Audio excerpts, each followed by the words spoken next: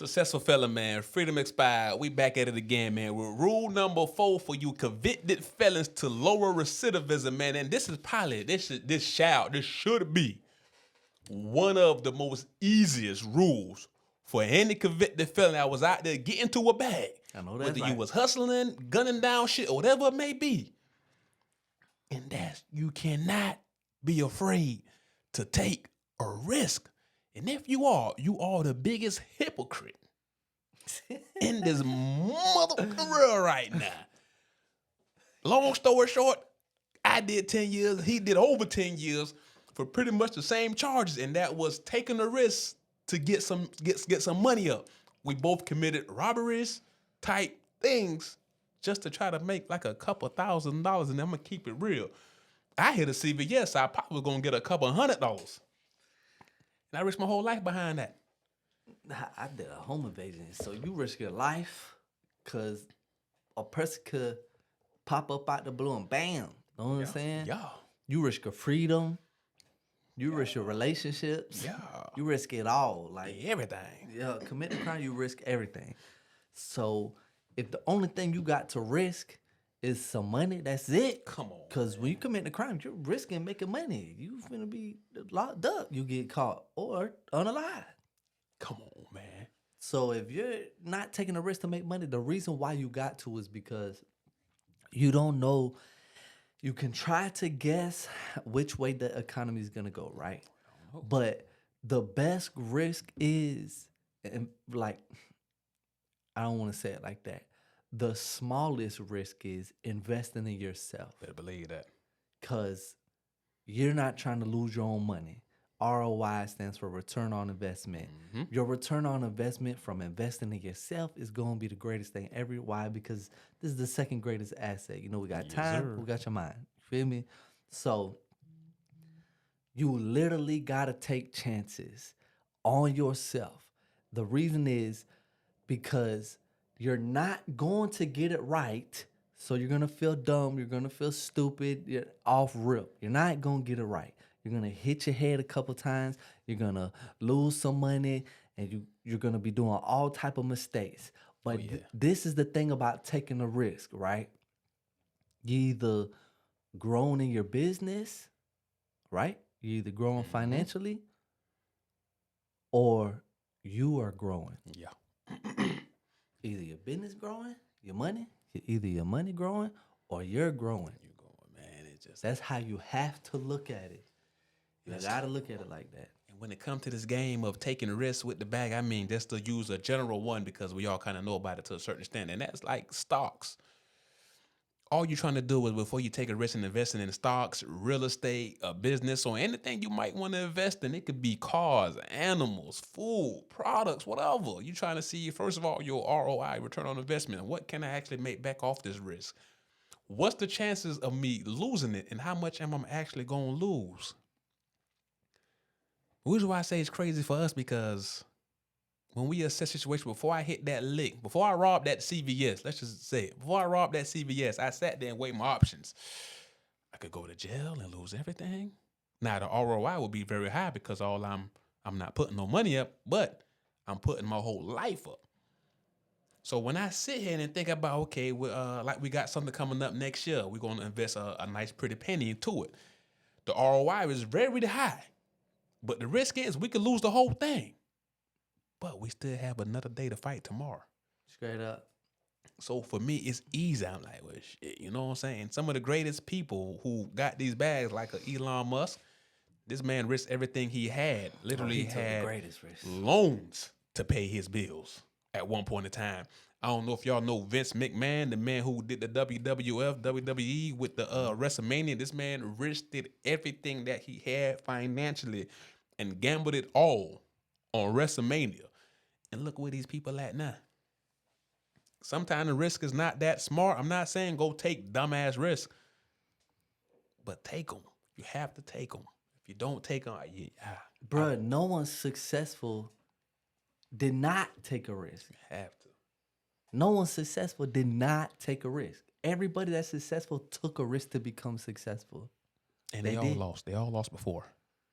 So the thing is, once you risk, whatever you're risking in, says, I hope you do it in one thing. I hope you don't risk it in 10 different categories.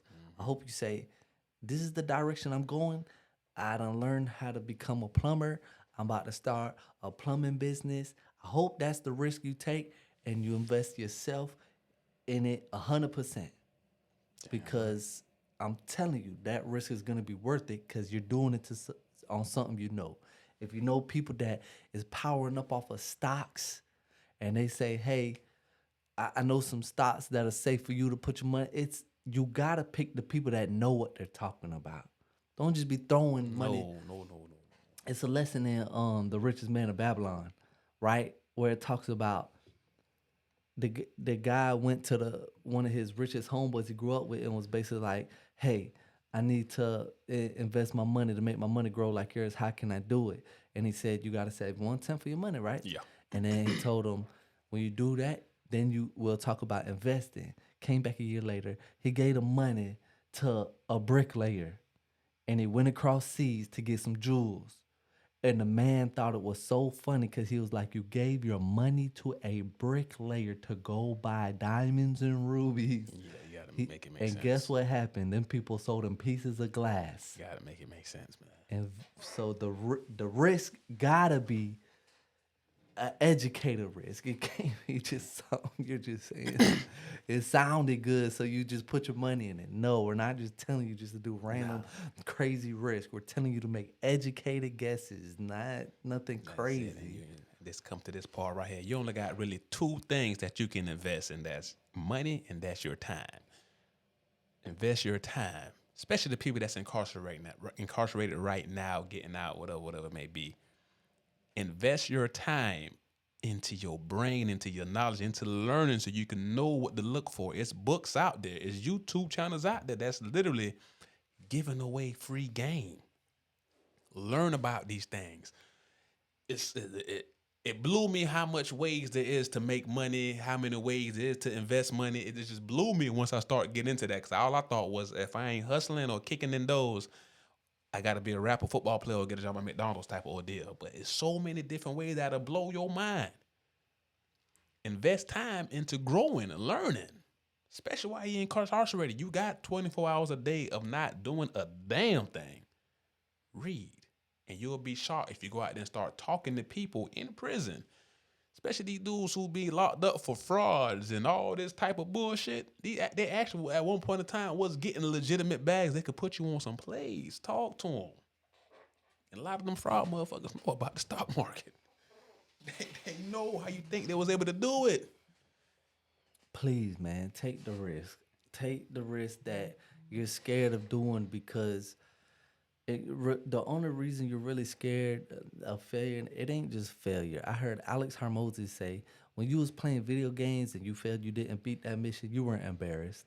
You weren't embarrassed. So it's not failure that you're scared of. You're scared of what other people going to think about you when you do fail because you tried to take a giant risk that a lot of people, majority of people ain't surrounded by business owners. So the people gonna make fun of you. I told you, I knew you wasn't going. They gonna say all types of stuff. That's what comes with it, and that's what you're scared of. Stop being scared. Take the risk. Courage is what they say. Courage was. Courage a cowardly dog. No, they're saying courage is not the absence of fear, but what you do in a state of fear, so you can still be scared and still do it. Yeah, damn right. That's what courage is. It ain't saying you don't have any fear at all. No, it's saying you were scared to death and still took the risk and succeeded. That's what courage is. Because these motherfuckers scared of the unknown. So go out there and start learning it so you can know. Bro, you risked your life and your freedom. Don't sit here and tell me you scared to make some money. What's the biggest saying about money in the chain game when you gambling? Scared money don't make no money. Scared money don't make money. But a lot of these guys, they just scared because they don't even know what they don't know. Yeah. If you go to these dudes, hey man, let's go invest in some FET, blase, break it down. The shit makes sense because that's all they know. But once again, hey, let's go invest in this property over here. It's a duplex. We might blah blah blah. Brah, man, hell no, bruh, whatever. But do what you know. If you know how to sell products, supply and demand, you know this, find something that's trending right now that people could buy. Guess what? Put it on Amazon. Go door to door. Do whatever you got to do to get out there to sell a legit product, not no drugs or nothing like that. Same principle applies. Supply and demand. The more something's in demand, if you got the supply, guess who's going to make a profit? And we ain't talking about drugs, like you said. I'm saying not drugs. You going back to jail. You going to jail. Especially at fentanyl. You going down. But think about it, it's wintertime, so coffee makers or hot chocolate or anything in wintertime to stay warm, blankets, heated blankets, scarves, All that gloves. stuff, man. All that stuff, man. Use your brain. Look around, man. Lower recidivism.